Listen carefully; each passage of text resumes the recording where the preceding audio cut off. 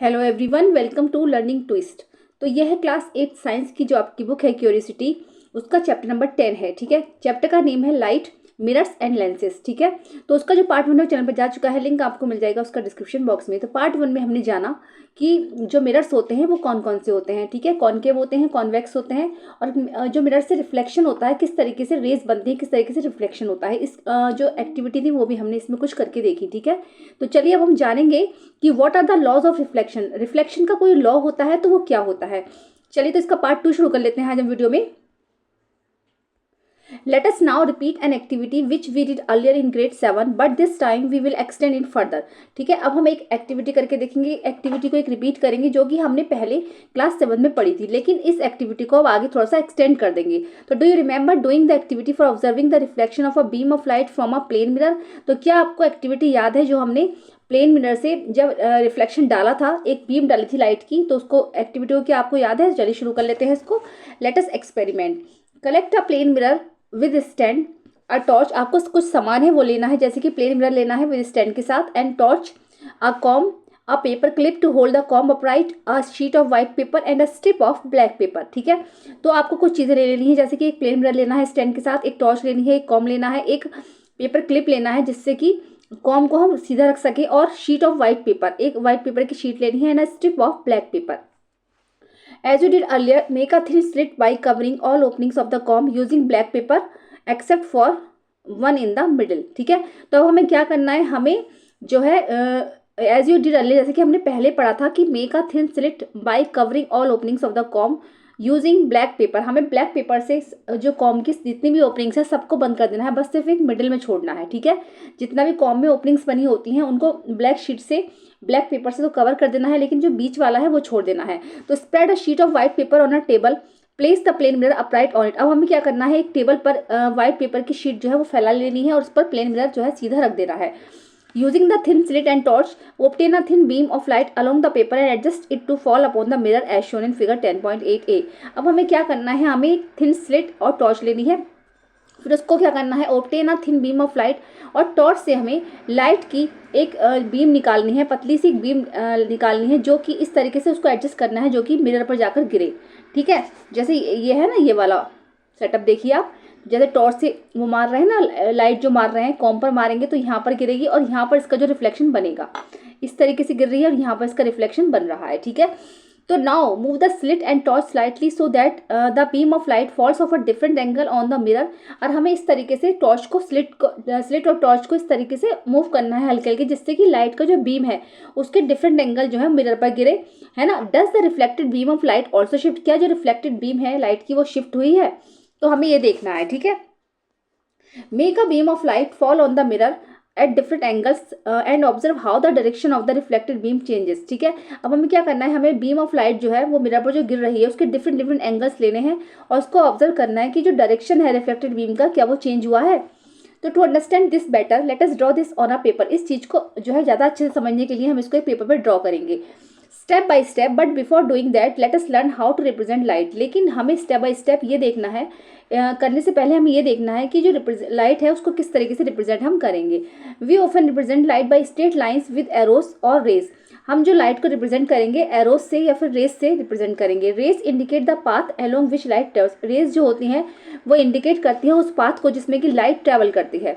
तो do you remember learning earlier that the light travels along a straight line. क्या आपको ये पता है, जो हमने पहले पढ़ा था कि जो लाइट होती है वो हमेशा सीधी रेखा में, है ना, ट्रेवल करती है, यानी कि वो एक स्ट्रेट लाइन में ट्रेवल करती है।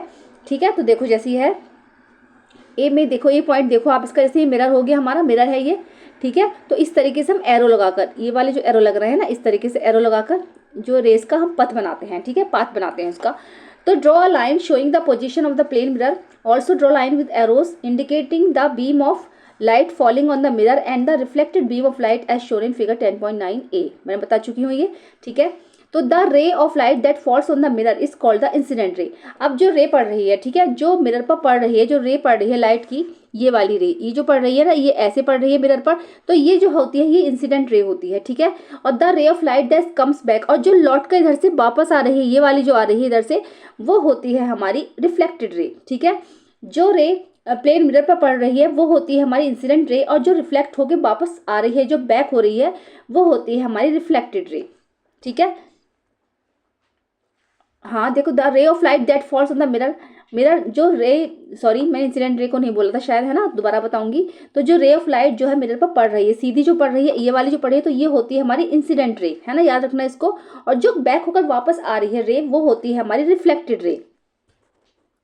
नाउ रिमूव द मिरर, अब हम क्या करेंगे, अब मिरर को हटा देंगे from the point where the incident ray strikes the mirror, ठीक है, वहां से मिरर को हटा देंगे जहां से इंसिडेंट रे जो है मिरर पर पड़ी है। Draw line making an angle of 90 degree to the line representing the mirror, अब हमें एक 90 डिग्री का एंगल बनाना है, एक लाइन बनानी है जो कि 90 डिग्री को रिप्रेजेंट करती है। तो this line is known as the normal line to the reflecting surface at the point of the incidence, ठीक है। ये जो लाइन है ये नॉर्मल है जो कि पॉइंट ऑफ इंसिडेंस के रिफ्लेक्टिंग है, ठीक है। तो देखो ये जो एंगल बन रहा है ना, ये इस तरीके से जो एंगल बन रहा है तो 90 डिग्री का बनेगा, ठीक है। तो the angle between the normal and the incident रे, अब जो एंगल बना नॉर्मल और इंसिडेंट रे का, उसके बीच का जो एंगल बना वो बना हमारा एंगल ऑफ इंसिडेंस, ठीक है।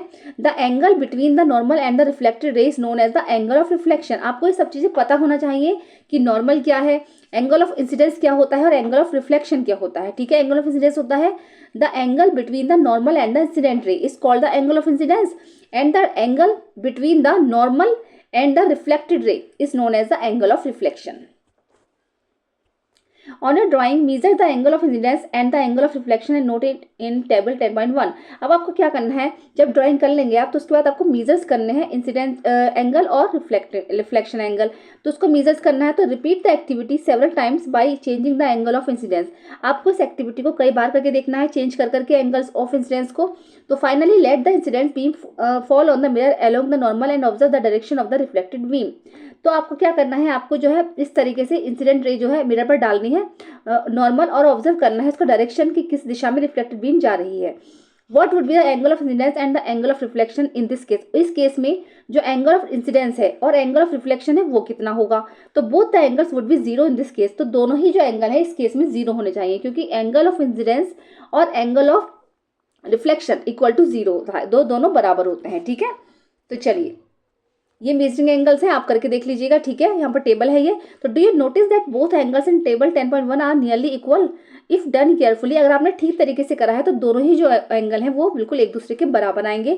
The experiment shows that the angle of incidence is equal to the angle of reflection, this is the law of reflection, ये जो है लॉ ऑफ रिफ्लेक्शन है, ठीक है। यानी एंगल ऑफ इंसिडेंस ऐसे करके लिखेंगे ना, angle of incident equal to angle of reflection, ठीक है, ये हमेशा बराबर होते हैं। चलिए नेक्स्ट है 10.5, let us experiment. Use the same setup in activity 10.4 but place a stiff sheet of chart paper flat on a table such that part of it extend beyond the edge of the table.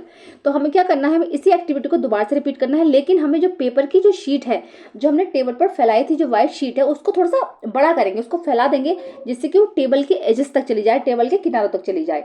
Shine a beam of light on the mirror placed on the sheet and observe the reflected beam on the extended portion. अब हमें क्या करना है, एक beam of light जो है mirror पर डालनी है ना, मिरर पर डालनी है, देखना है, and observe the reflected beam on the extended portion, ठीक है, एक्सटेंडेड पोर्शन तक डालनी है।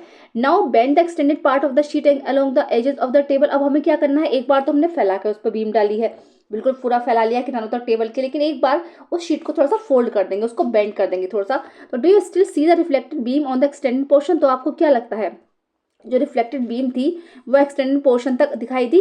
Flatten the paper again observe, अब दोबारा से पेपर को फ्लैट कर लेंगे, फैला लेंगे, फिर उसको ऑब्जर्व करेंगे, तो द रिफ्लेक्टेड बीम डिसअपियर्स, ठीक है। तो क्या होगा, जो रिफ्लेक्टेड बीम है वो डिसअपियर्स हो जाएगी when the sheet is bent but reappears when it is flatted again.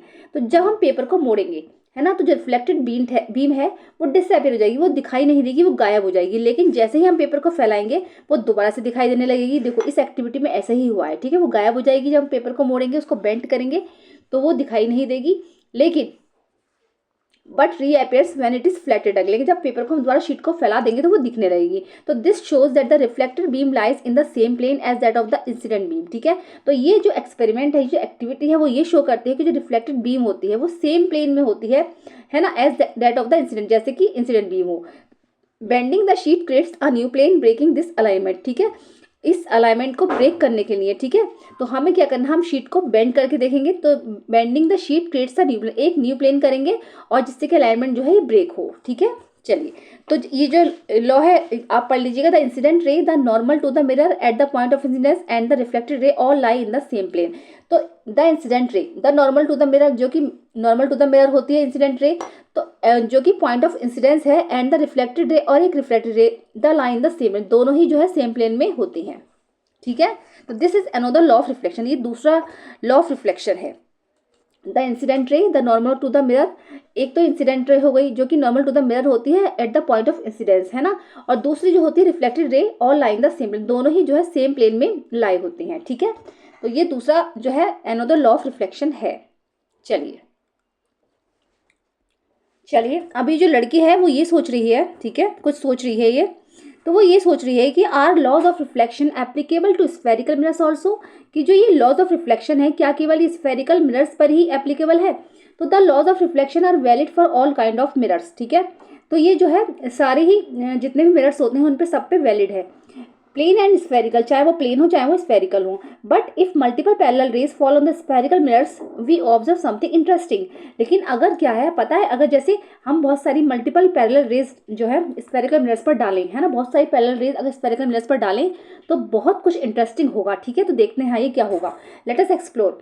Collect a plane mirror, हमें क्या करना है, हमें एक प्लेन मिरर ले लेना है, अ कॉनकेव मिरर लेना है, अ कॉन्वेक्स मिरर लेना है। स्टैंड फॉर मिरर्स, ठीक है, मिरर्स के लिए स्टैंड भी ले लेना है। A torch, a comb and a paper clip to hold the comb upright. ठीक है, एक टॉर्च लेनी है, एक कॉम लेना है और एक पेपर क्लिप लेना है जिससे कि हम कॉम को सीधा खड़ा कर सकें।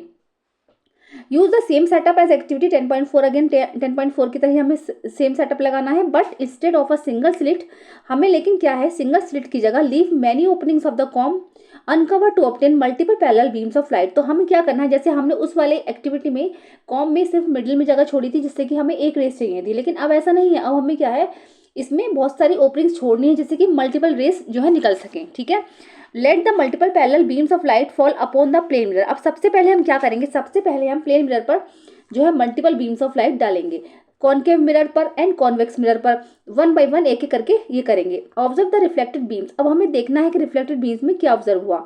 Is your observation similar to what is shown in figure 10.11 B C and D.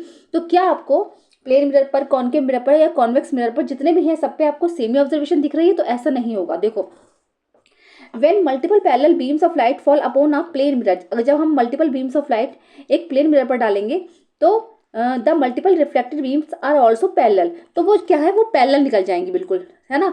अगर उस पर डालेंगे तो वो सीधी पैरेलल निकलेंगी, उसमें कोई फर्क नहीं आएगा, है ना, वो सीधी निकलेंगी, जितनी डालेंगे उतनी ही निकलेंगी। ठीक है, आर ऑल्सो पैरेलल, वो सीधी निकल जाएंगी। अब क्या है, हाउएवर बी वाला ये है वाला है, ठीक है, डालेंगे तो वो सीधी निकल जाएंगी। When multiple beams of light fall upon a concave mirror, लेकिन जब हम उसको कॉनकेव मिरर पर डालेंगे तो क्या होगा, the multiple reflected beams get closer that is they converge. ठीक है, क्या होगा, जब हम कॉनकेव मिरर पर डालेंगे तो जितनी भी मल्टीपल बीम्स ऑफ रेज हैं वो जो हो जाएंगी वो कन्वर्ज हो जाएंगी। कन्वर्ज यानी कि इकट्ठा, वो देखो एक जगह से ये इकट्ठी हो गई है सारी, ऐसे इकट्ठी सी हो गई है ना, तो ये एक जगह इकट्ठी हो जाएंगी। The multiple reflected beams get closer that is they converge, वो एक दूसरे के पास आ जाएंगे और वो कन्वर्ज हो जाएंगी। कन्वर्ज मीन्स इकट्ठा होना। वेयर एज, लेकिन जब हम इसको कॉन्वेक्स मिरर पर डालेंगे, इधर है कॉन्वेक्स मिरर, कॉन्वेक्स मिरर में जब हम डालेंगे तो क्या होगा, जो रिफ्लेक्टेड बीम्स होती हैं वो जो है दैट इज दे डाइवर्ज, वो डाइवर्ज हो जाएंगी। डाइवर्ज यानी कि वो फैल जाएंगी। देखो यहाँ पर इकट्ठा हो गई है, कन्वर्ज हो गई है, और यहाँ पर वो है ऐसे चारों दिशा में फैल गई हैं, तो ये डाइवर्ज हो गई है ना।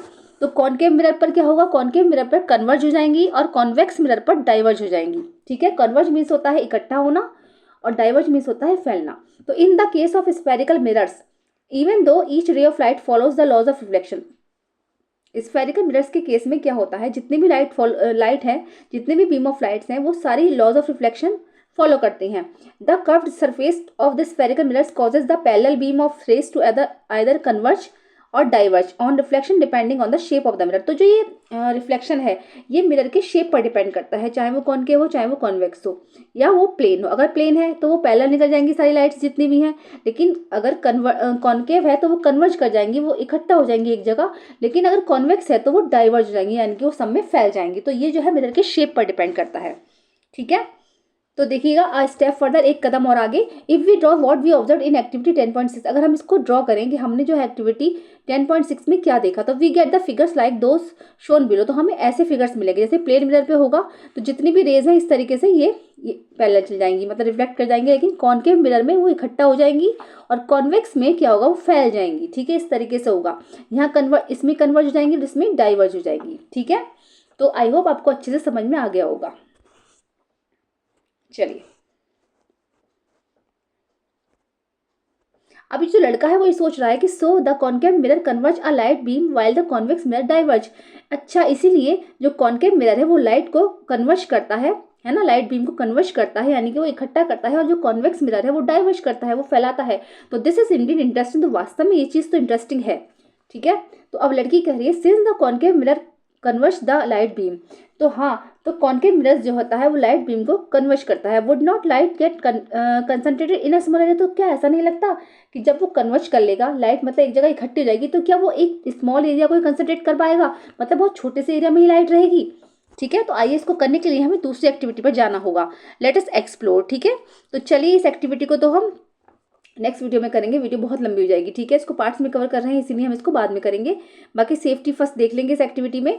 Always perform this activity under the supervision of a teacher और एन एडल्ट, आपको इस एक्टिविटी को जो है टीचर के सुपरविजन में करना है या फिर किसी बड़े के साथ करना है। Do not look towards the sun, directly आपको सन को नहीं देखना है, और into the mirror reflecting the sun. ठीक है, या फिर जो है मिरर में सन जो रिफ्लेक्ट कर रहा है उसको नहीं देखना है। Focus the reflected light only on a piece of paper, सिर्फ आपको जो रिफ्लेक्टेड लाइट देख रही है वो उस पर फोकस करना है, सिर्फ एक पेपर के पीस पर।